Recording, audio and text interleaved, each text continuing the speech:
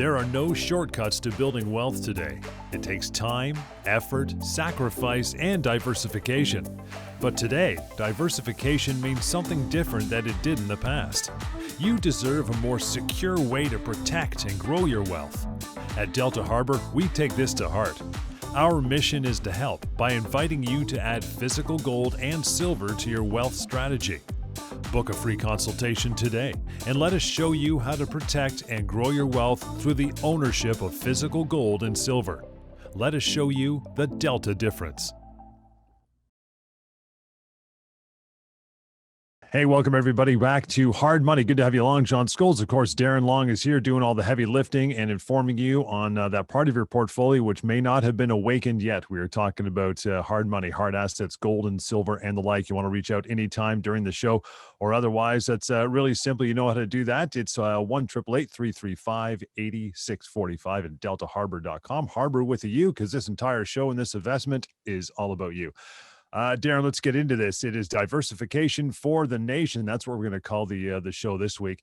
And, you know, last week we talked about growing concerns of inflation and the threats of higher interest rates. Specifically, we discussed those threats as they relate to purchasing power and also the effects of inflation's had on rocketing rates for many things. We're talking real estate, building supplies, something as simple as plywood, gas, food, so on and so on. It keeps going on. So what is on tap for this week's show?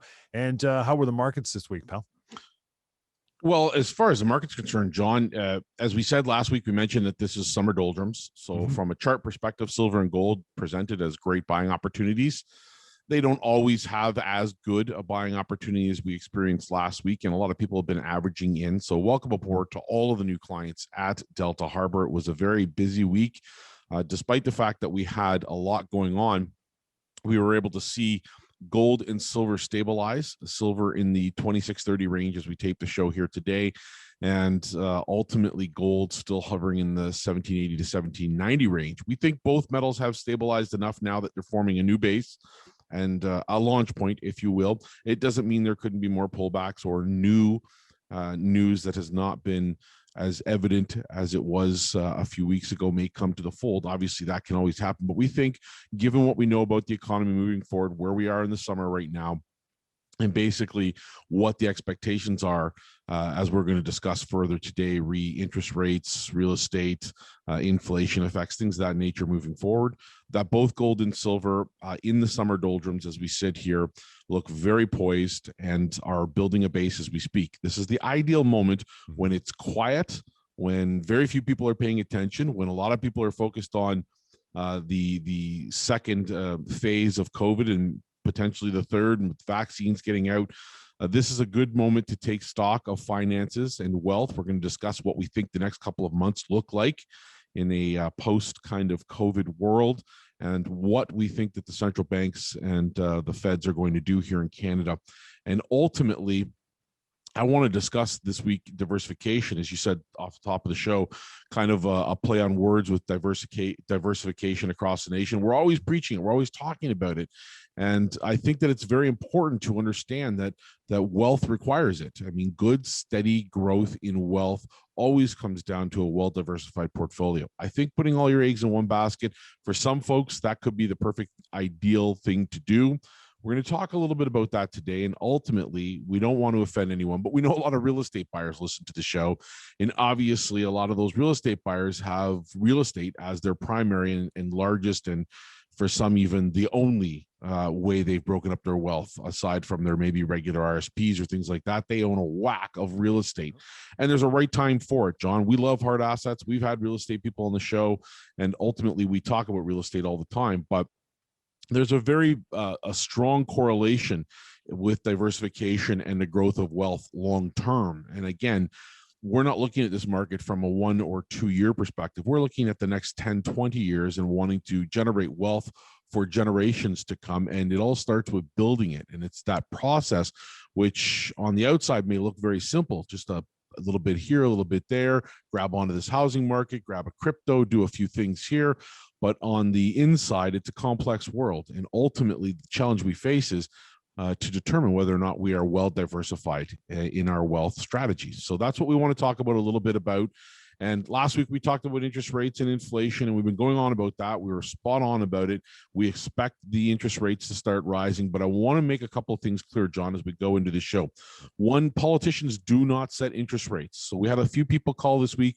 We were discussing it, and they're just talking about, what Trudeau is going to do, what he's going to do, what Ford's going to do with the economy, and so on and so forth.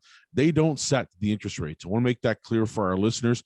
Monetary policy in Canada has basically been divorced from politics since about 1935, when the Bank of Canada was made and created and formed as the standalone entity to drive all of the different ideas of economic growth and the engine and the fire that is helping to control basically what we see when it comes to inflation and the threats of higher interest rates and things of that nature. Now, the central bank's job since that time has been to keep inflation under control, to keep our currency in check, and make sure our currency stays afloat and stays of value on the global stage. And the Bank of Canada isn't part of the government.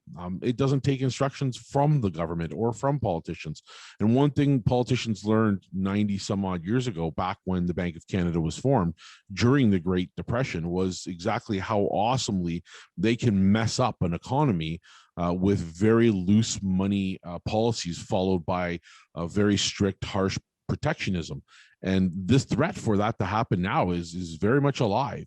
It's very much could be next few years that we see that we get very stingy with the money, and that as interest rates start to rise, lending starts to drop. Liquidity freezes up a bit, and we see these high double-digit rates of inflation. Well, during those times, as we've said on so many shows before, there are only a handful of assets that perform very well in high interest rate environments.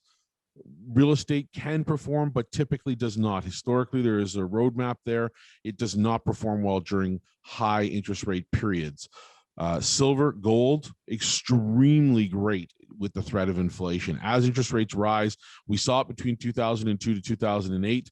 Gold and silver jumped through the roof, multiple times higher in each metal, culminating with a massive blow off with an opportunity to profit take. A lot of people enjoyed that, and we saw that happen. So that was an amazing time, and it's happening again now. So since 2008 and 9, loans and mortgages have been low, and people have, the cost of loans and mortgages have been low, and so we've gorged on that cheap money. And now, since we've seen asset prices inflate, including, as you said off the top of the show, building supplies, foods, and other things along with those assets, about 90% of people in Ontario and throughout Canada, about 90% of people can no longer afford a home. They can no longer afford real estate. That's leaving about 10% left to go. And this is one of the key areas of diversification for many people, unlike times in the past. And so we want to be very cognizant of what we see coming ahead, but we also want to be paying attention to other ways to put our money to good use. Gold and silver is a fantastic hard asset, both of them, and they're great ways to really diversify your wealth and make money while you're doing it. Reaching out anytime, by the way, during this or any other time the program or otherwise, 1-888-335-8645, deltaharbor.com. So, I mean, is it even possible for rates to remain this low for much longer? Well, some people think it's possible that the rates will last this low for a very long time, for as long as we need them to last this low. But it comes back to the question of what is the priority for the Bank of Canada. They are an independent agency, as we just said earlier in the segment. And ultimately, they have to determine what's best for the country. Now, their mandate is to keep inflation in check and balance our currency.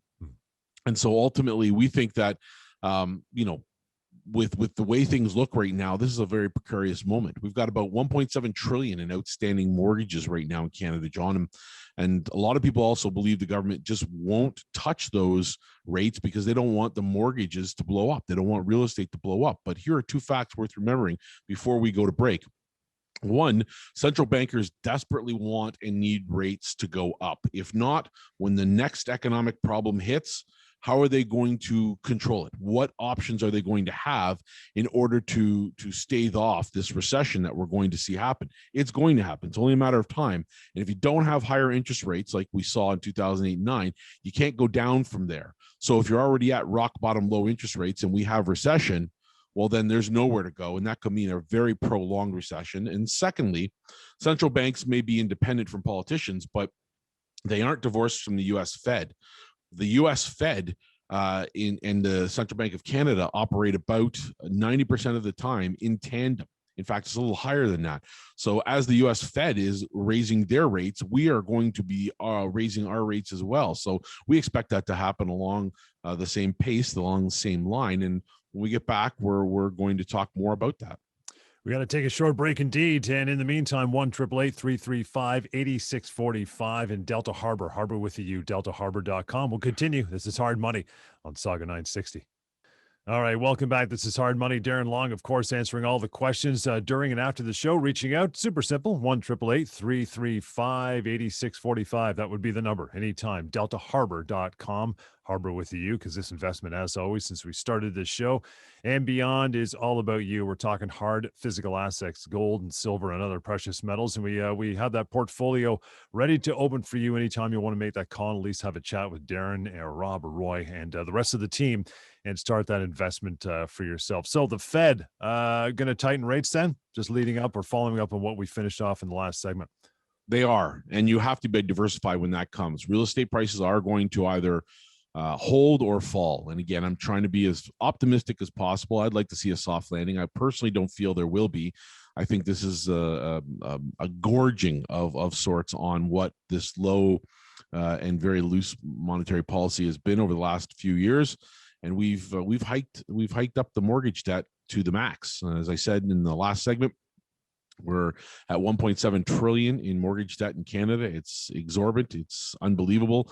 And mortgage real estate represents around 15% of our GDP, and that's basically the majority of that is in the form of transaction fees back and forth between buyers and sellers. So ultimately, yes, we are going to see the Feds tighten. Officially, they've said 2 increases by the end of 2023, but we believe at Delta, as do many of our counterparts in the economic world and the world of finance, that and the bond market supports this. If you look at it, if you're a buyer and seller, that there is going to be more likely closer to between 6 to 8 jumps in interest rates in the next 2 years.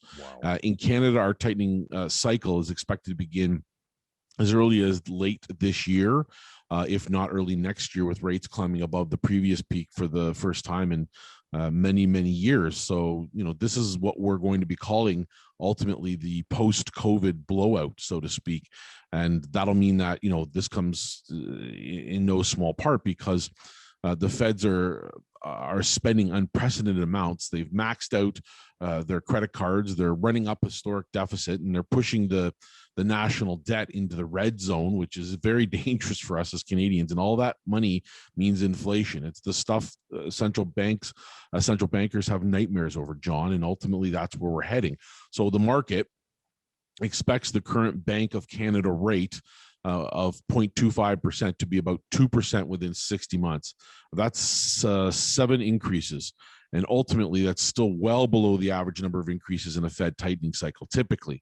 And previously, we said that major lenders in Canada are anticipating between 6 and 8, as our analysts around the world looking at Canada right now. So this is a very, very precarious moment, and you have to look at that in the grand scheme of things and say, where should my wealth be? What's going to give me the best opportunity? And I think among the things that we've dealt with right now, like real estate and other typical investments we've had in stock and cash portfolios and things of that nature, gold and silver right now are poised to move extremely high during that journey. And I think that we are going to see an awakening of sorts into a brand new bull phase that's already begun, but is at its low point right now.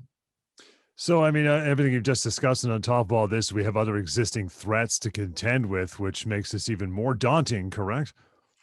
Well, it is more daunting. On top of all this that we've just discussed, the threats continue to be all around us. We talked inflation, and obviously the threat of inflation is going to be there most of the time, if not all the time.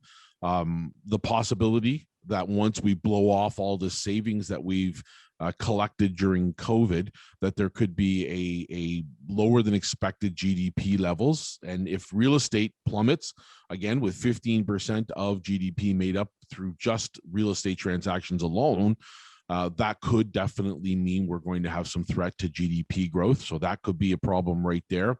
And then if real estate does fall, well, what happens to the marketplace? New home builds drop, which means construction jobs fall through the cracks. I mean, there's a huge percentage of our workforce which is tied up in real estate right now, higher than it's ever been, I think. Historically, it's around 6 or 7%. I think right now it's around 16, 17% that are involved in real estate somehow, some way, in builds and construction and all of that. So that's huge. And then, of course, this whole time, we've been gorging on low interest rates in collecting debt. We've amassed this huge amount of consumer debt.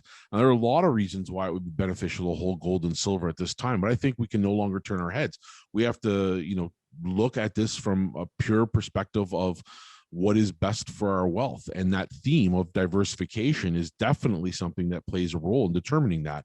From a logical standpoint, you want to own something that's undervalued. Okay, silver more undervalued than gold, but gold still arguably undervalued. So you've got that covered.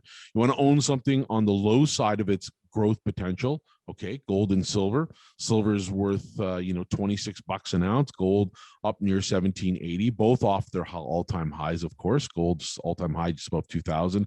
Silver's all-time high 52. So silver is way below its previous 1980 high, and gold reached its all-time high last year. And you want to grab something that can give you continued growth. Well, despite the fact that we've seen tremendous peaks in both gold and silver in years in which they both produced 30+% returns, between last year and now, silver's up almost 75%. There is an ongoing average for both metal in and around 10 to 12% per year cumulatively on return. And that's been happening since about 2002, 2003. So this is a very good moment. And we have to be very cautious about where we're heading and what we're seeing. And this is as it relates back to all the things we do. And again, I hate dwelling on the topic of real estate, but real estate is a huge part of this problem. And it has been a huge diversifier, but we have to look and take money off the table if we've made it. And we have to say, look, there's always going to be an end to this. We got to be diversified. We have to look to the next potential way to grow our wealth, protect our wealth, ensure our wealth, and gold and silver can be among those ways that we see as positive opportunities and hard assets that could add to our portfolio strategy. It's interesting. I know in the next segment you want to focus a little more on real estate, but even where we are, where I am in North Etobicoke, I mean, there's, to be honest, in my little complex here, I just stumbled on it on the MLS the other day, and there's a house in my complex, a semi-detached, and this buyer / agent are asking 1.18 million for this in Rexdale. I mean, everyone is running amok what they think they're going to get for these house prices. This is not good, man. Well, I mean, ultimately, we're coming to some top. We don't know what it looks like. A lot of people are going to predict safe landing, and a lot of those people are going to be real estate agents. No disrespect to real estate agents. Many of my closest friends are. We've had good friends that have been on this show. But ultimately, we have to look and challenge ourselves to be above and beyond that as far as our money is concerned. We have a responsibility to our families, responsibility to ourselves, and we have to make sure that we're looking out for a number one. Number one is us. We are the number one. We're not looking out for the real estate industry. We're not looking out for the Bank of Canada, Trudeau, the politicians, or anyone else. We're looking out for ourselves. And ultimately, we have to have the wealth to go forward, to put the kids through school, to take care of bills, to pay the bills going forward. And when we get back, let's talk about how that looks. We want to use gold and silver to diversify. We'll talk about products, product types, accounts, and what one very distinguished former Bank of Canada and Morgan Stanley analyst had to say about the Canadian housing market. Diversification Across the Nation is the title of this week's program. Stick around for more. The number anyway, 1-888-335-8645 to get a hold of Darren and his crew. And online anytime you want to go to deltaharbor.com. We'll continue Hard Money, Sauga 960. Hey everybody, welcome back. Hard Money continues here. It's diversification across the nation. That is basically the title of this week's show. Why? Because we're talking about doing exactly that in these, possibly troublesome times, and Darren's going to enlighten us a little more. You did promise to talk about a former Bank of Canada and Morgan Stanley guy that, has a lot to do with what we're talking about on the show today. Darren, give me some details on that. But before I'll give the numbers out as well, if you want to reach Darren and his crew to start expanding your portfolio with some hard assets, 1-888-335-8645 and deltaharbor.com. Go ahead, pal. Where are we taking it? All right. So gold and silver look good. They look poised. Yep. They're cheap right now, relatively speaking, to other hard asset classes. We've seen other commodities start to rise in price, from even the simplest of things as a barrel of oil, and hard assets that we can use to invest in, like real estate and others. They've seen a rise. Obviously, we know real estate, as you talked just before we went to break, John, in your own backyard there, the prices getting out of hand, unbelievable skyrocketing prices. And who's buying these, right? Eventually, we get to the point where there's only a very small portion that can afford it, and we want to know what happens as interest rates go higher. So I this week read a piece of writing, and basically it was from this gentleman called Charles St. Arnaud, and he's a former Bank of Canada and Morgan Stanley analyst. And he was talking about the Canadian housing market. And he said that the housing market, I quote, "the housing market will probably be the first casualty of higher rates." And then he goes on further to say, when rates go up, that affordability will disappear very, very quickly. Now, I might disagree with him on the topic of affordability, especially if you, like you just said, look in your own backyard, and I did the same with mine, and the others listening. What affordability? I mean, where can I go in Ontario right now that hasn't been eaten up in terms of buyers? Every single nook and cranny of Ontario has experienced way higher than normal jumps in real estate prices.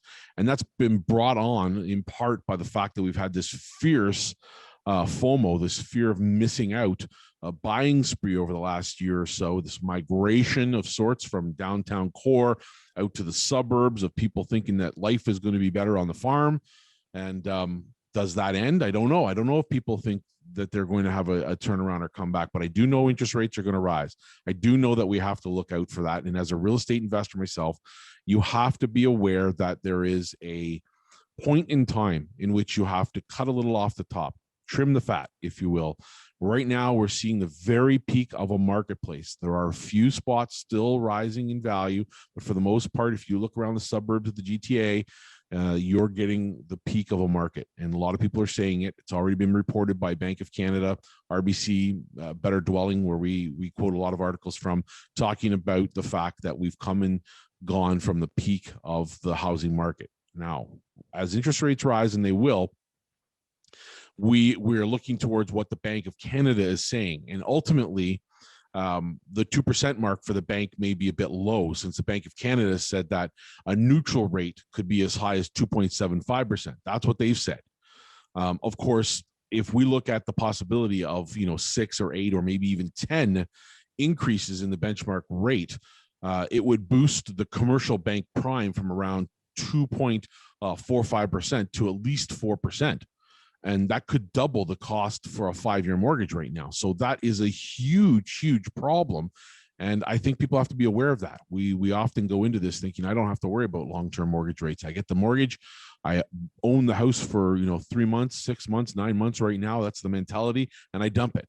But what if you buy the house at 1.2 million in 9 months? You have to, deal with the fact that the house is now worth 1 million, and in a year from now that it's only worth 900,000, and you put up 5%. Well, the bank's going to come calling. They're going to want you to ante up and balance that equity in your mortgage. And if mortgage rates then start to jump, and you took a short-term mortgage rate, and now you're locking in, and the mortgage cost is going to be significantly higher. Well, that's exactly what happened in subprime. We lost a ton of good investors to that threat, and they didn't see it coming, even though it was told to them. I did radio shows talking about subprime leading up to the 2008 event, and ultimately very few people paid attention, and the U.S. suffered dramatically for it.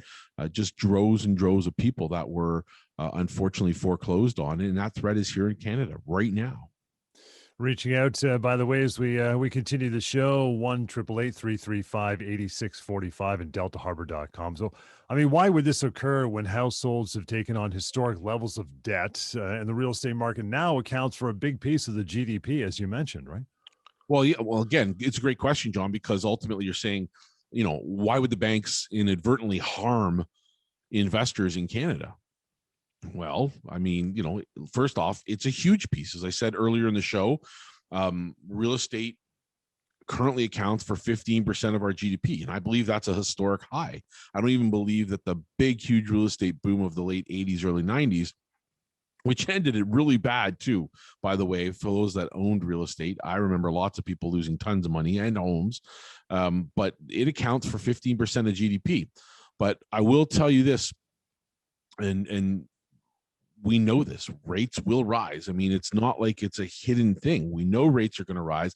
If the central bank is to maintain its mandate of keeping inflation in check and preventing currency erosion, there's no choice. They have to rise. Government pandemic spending and excessive debt splurging has put basically more than about $100 billion into Canadian bank accounts, while COVID lockdowns have crashed spending. And they've pushed the savings rate to a multi-decade high.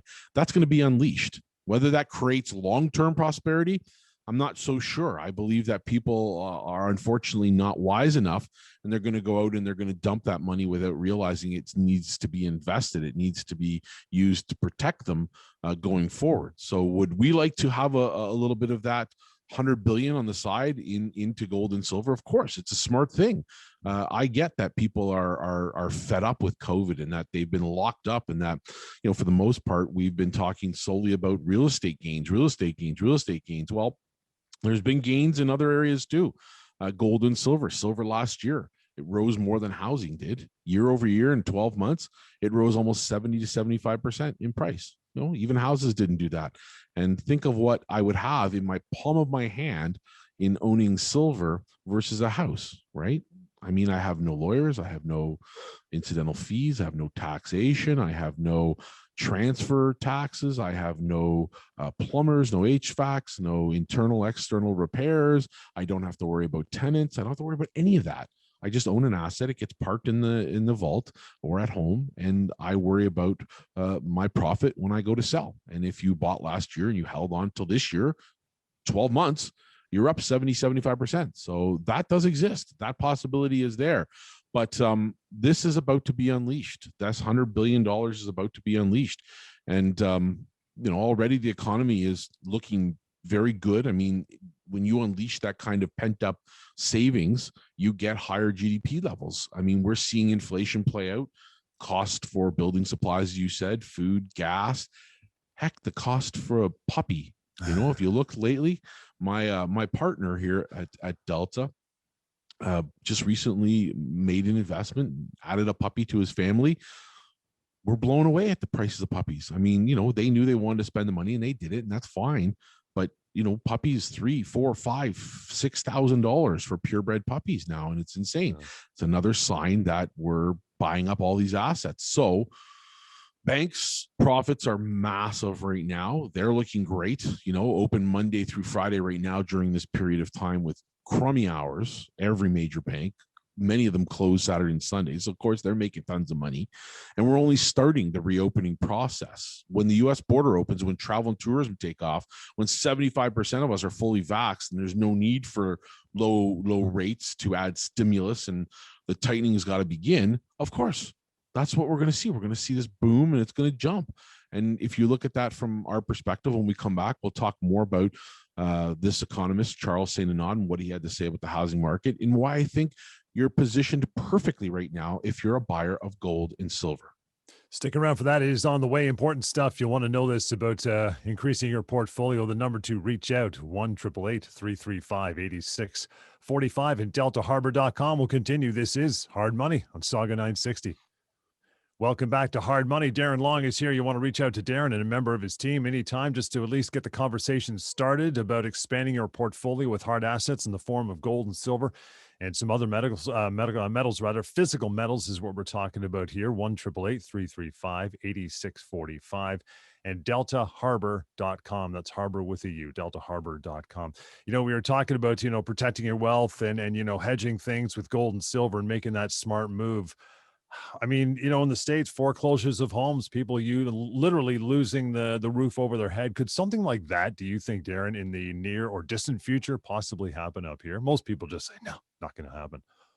Well, listen, before we start on that little slip with medical related things versus metals, we are not doctors by any stretch of the imagination, but metals, gold and silver, have been sometimes known to be interventionists when it comes to the addiction that we have to normal investing. So I will say, although we're not known as doctors, sometimes that's the way people view it, because metals have been so good for people. Silver and gold have made so much money for so many people that never would have thought about it, John, that I had to bring that up. I couldn't pass the opportunity to walk by that one. But if you're asking, can we lose homes here? Can foreclosures happen? Sure, they can. They're already happening. It's just very quiet. People aren't talking about it. Nobody wants to talk about it. Big elephant in the room. Nobody wants to discuss it. If you recall the inverse relationship between real estate and rates, it's real. And if we go back to that economist we were mentioning before, Charles St. Arnaud, he figures if the cost of money rises, I think he said 2.5%, that housing markets in the GTA, Vancouver, Montreal, and Ottawa would be at risk of a bust. But he also found if current rates rise another, I think he said 10%, and interest rates increase only 1.5%, which is definitely possible, the result would be the same. Down she goes. So ultimately, yes, there's a severe risk here. If you're an investor and all of your eggs are in one basket in real estate, this is the time to start thinking about other possible areas that you can diversify your wealth in. We've talked about gold and silver ad nauseum. That's our specialty. We are experts in that arena. Are they the only things? No, there are other hard assets as well. But if you think about our real estate, remember, a fifth of all new real estate buyers in the GTA and Vancouver have debt to income ratios of 450% or greater, right? Wow. 450% or greater. New mortgage borrowing has been running at about 17 billion per month. And all this has pushed the national house price up 32% a year. So huge jump. Great. Again, I'm going to toot our horns. Silver's beat that. Almost more than doubled that. In fact, it has more than doubled that, but that's neither here nor there. The savings rate during the pandemic surged to 14%, I want to say was the rate. Incomes barely moved, so we haven't seen a change in wages or incomes. There are home loans available at less than 1% still. None of this is normal, nor will it last, John. It can't. The politicians are basically not going to get us out of this. They're not going to save us. We have to do it ourselves. The turn of events that's going to occur, it's going to happen quickly. It's going to fall out. And when it does, we believe that you have to be positioned in your wealth accordingly. And part of that is considering assets like gold and silver, physical, not paper. Tell us what that diversification, getting those assets into your portfolio, means to you, because a lot of people they're not sure what exactly you're talking about when opening up that account and getting those into your wealth portfolio. Well, first off, we have a roadmap. Look back to the 70s. Those that are listening that experienced it, no matter where you were in the world, the price of gold and silver jumped. Every major economy, every major currency, the price of gold and silver jumped. In fact, in US dollars in the 70s, gold rose from 35 an ounce to 850 an ounce, and silver went from 2 to 52, right? Money printing, low interest rates, the threat of inflation, high real estate prices by the end. And then we rose into the 80s, where when the total idea of double-digit interest rates, mortgage rates, and the actual threat of inflation was no longer a threat, inflation was there and in place, then assets like gold and silver aren't going to be working so feverishly for you. They are the downside of that as well, right? Because every market has an up and down. But while that threat is here, which it is now, this is what we expect to see historically. So we have the roadmap for that. Now, if it's not enough of a roadmap, look back to 2008 to 2011. When we saw this fallout, the financial crisis of 2008 and 9, we also saw interest rates drop to all-time historic lows back then. And then we saw the quantitative easing come out the yin yang. So money printing happened hand over fist and continues to this day, by the way. It hasn't stopped. It's not turned off the spigots yet. But that's going to happen as well as interest rates rise. So will that threat of lower liquidity due to the fact that less money gets printed. But between 2008 2011, gold went from $650 to $1,900, and silver from $850 to $49 an ounce. And if that wasn't enough, then just look at 2020 to 2021. Gold was at a low last year of $1,450, rose to $2,000 in 12 months. Silver was at a low of around $11.75, and it rose to $30. Now both metals are offering a window of opportunity, and they have excellent pricing. They're set up for yet another run. And both products are excellent in the face or threat of inflation and higher interest rates, as we discussed. They are clipping along, even though there have been fantastic years from 04, 06, 08, 2011. All these were peak years for the metals prices, and each peak has been higher than the last, and we expect the next one to be higher than 2011. There has been still a tremendous opportunity for you as an investor just to hold through that whole time. 10 to 12% is the average. If you look back to 2002, when I started in this marketplace, both metals. In diversification, we're looking at, the dangers of being overweighted in one asset class, which is basically to say, real estate, 1990s housing market. Again, another fine example of where we were way overweighted in real estate. I had lots of friends' homes lose value, and that happened to their primary homes. I had lots of friends buy where I was in the Richmond Hill area. It was newly expanded area. There was lots of big homes coming in there. Big subdivisions were growing. They were buying at the peak rates coming into Richmond Hill, paying for these gargantuan 35 plus 100 square foot homes in around the $700,000, $800,000, $900,000 range, only to sell those homes in the mid 90s to late 90s, at 100, 150, 200,000 less than what they paid for. And everybody looks at that and says, well, it's not such a bad deal. Well, it is. That's a ton of our wealth that gets lost to that. And then we look at the fear of missing out, what the last 12 months has done for real estate. Who's invested in silver in the last 12 months? Up 70+% at today's price, up 70+%. And ultimately, we haven't seen hint nor hair of anyone really talking about it in the mainstream. Yet it's performed better than real estate with way less stress related to the ownership of the asset. Easy to buy and sell at the same day. Don't have to wait, put it on the market, hope for the best, any of that. Also, too, the debt to income ratios, 450% or greater on new home buyers. So that's ultimately what we're watching.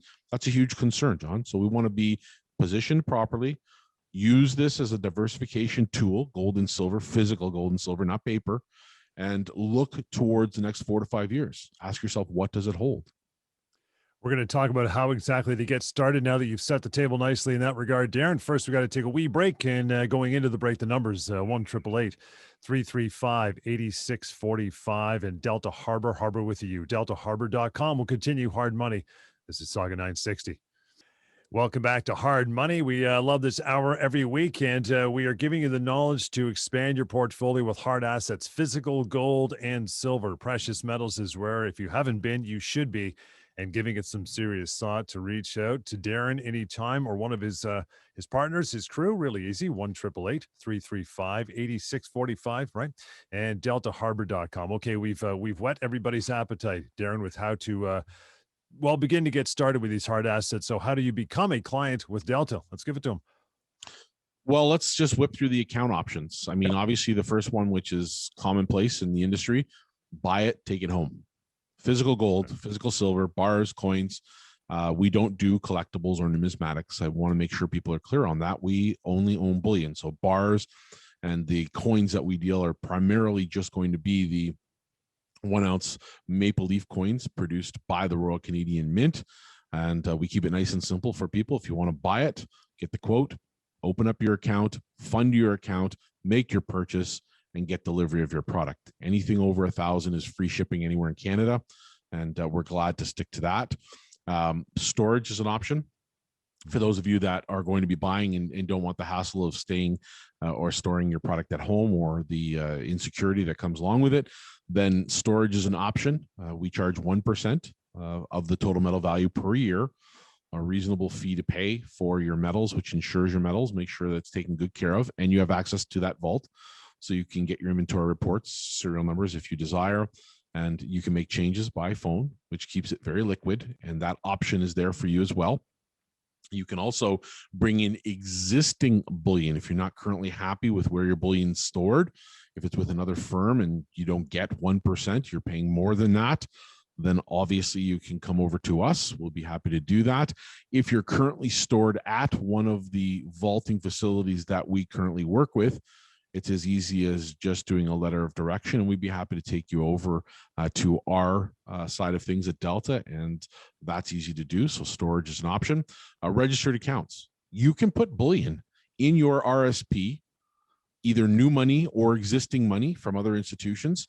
We open up our accounts with Questrade, so they become a partner in this. You work directly through Delta Harbour Assets, and you maintain your relationship with Delta. So you're buying and selling all your questions about markets, all your questions about storage, and the account itself with Questrade. All those questions go through Delta. And ultimately, you can put that into your TFSA, a LIRA, RESP for the kids if you're preparing for the future. There's many options. And right now, those RESPs for the younger generation look fantastic. 10 to 12% return per year on silver and gold, as what historically we've seen, and ultimately a really good shot at putting aside some money, because there is another cost factor that's rising. I have a kid that's going to university, another one that's starting shortly, and I know that these are very expensive avenues to take. So ultimately, that's a good way to save some money and to get ready for that venture. But those are options to put in registered accounts. Then we've talked on previous shows, and you can use our website to find out more about bulk bullion. So if you're a buyer of gold and silver and holding it is not important to you, nor is paying the premium for a specific bar. For example, if you want 10-ounce bars, you might be paying a very high premium above and beyond the paper price of silver, or in gold's case, if you want a 10-ounce bar, you might be paying a premium. But ultimately, with bulk bullion, you can put those premiums aside. We take a chunk of bullion, put it into the vault, and we keep it there, keep that bullion, and add to that bullion, subtract as necessary. But you, as an investor, you get very low to no premiums. You get to see your product if you want, and you can always convert and hold bars should you desire to do so at any point in time. If it's important to you that you just have exposure to gold and silver, that may be the best way to save a buck or two. And then, of course, we have the extension in that same account in bulk bullion. If you're buying bullion through that program, silver, gold, platinum, or palladium, you can also use that as collateral to finance up to 80% more product, which means you're getting a huge bang for your buck. Or alternatively, you're looking at, instead of putting out 1-to-1, you can put out as little as 20%. So you get a much better, lower risk investment. But either way, that option is there for you, the financing, if you use the bulk bullion. So ultimately, we are talking about a couple of very easy ways to get into the marketplace with Delta. We hold your hand every step of the way, John, and ultimately we are focused on customer service. It means the world to us. I will sometimes be told by my clients, "You're crazy. You know you have a busy day ahead of you. You know you got phone calls coming in from new potential clients. But the most important thing for me and for our firm to do is wake up in the morning and service our existing clients. We want you to be one of them. Get into that market. Those are the accounts we offer. You can go to our website to find out more, or use the number you give out all the time, John. That is 1-888-335-8645 and deltaharbor.com. You made a huge case this past hour, Darren, for diversification, and just have, don't have the blinders on to it, and you should be wise to it as well. Just go over some quick points in the last couple minutes. Just reiterate the importance of it. Well, diversification is the key concept in wealth preservation and wealth growth. You won't find too many planners, advisors, and I'm not your planner or advisor. I'm not speaking today as a financial planner or advisor. I'm merely saying that premise, that idea, that notion, whatever you want to call it, as diversification is a very key concept in building and growing and maintaining wealth. I use it in my own wealth strategy, and I want to be diversified in the best options I have available. Sometimes that cycle goes and repeats itself, and we see the stock market and the bond market and the cash market to be the best place to put money. Sometimes it's real estate, sometimes it's all the above. And during all of those investments, what I'm telling people is that they should consider and take to the people they trust, the professionals that are in their corner working for them, the idea of owning physical gold and silver. It's liquid, it's transportable, it could be passed on to other family members, it can be shared to the next generation. There are really no bad things about gold and silver if it's done correctly.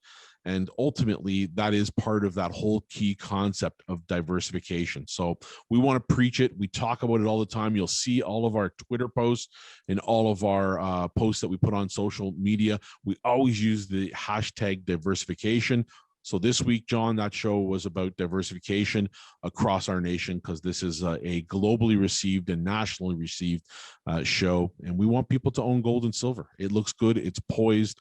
It's cheap. Silver is really, really undervalued right now. And over the next course of 36 months or so, big things are happening. Big changes are going to occur. Interest rates going higher, inflation threats. We could see recession, and you want to be protected for that. Use gold and silver to do it. Make it part of your wealth strategy using Delta Harbour Assets. And follow Delta Harbour on YouTube as well and catch some of the videos there. And you can always call and make that phone call, get the discussion happening as we wrap it for another week. 1-888-335-8645 is the number, at deltaharbor.com. Delta Harbour, Harbor with you, because this is all about you. We'll catch you next time on Hard Money right here on Sauga 960.